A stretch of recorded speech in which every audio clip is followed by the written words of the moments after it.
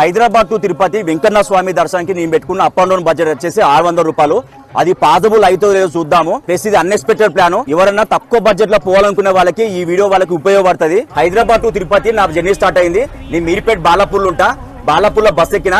Balapur to Malakpet bus ticket వచ్చేసి 30 రూపాయలు. Malakpet to Kachiguda local train వెళ్తున్నా 5 రూపాయలు. Kachiguda to Renigunta general ticket 200 రూపాయలు.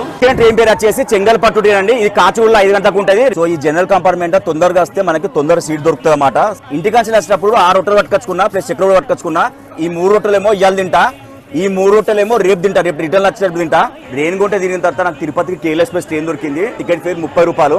తిరుపతి రైల్వే స్టేషన్ పక్కనే విష్ణువాసం ఉంటది. ఆధార్ కార్డు చూపిస్తే లాకర్ ఇస్తారు. లాకర్ అంటూ ఇట్టుంటే అనమాట. లాకర్ ఫ్రెష్ అప్ అయ్యా. నా బ్యాగ్ అయితే లాకర్లో పెట్టినా.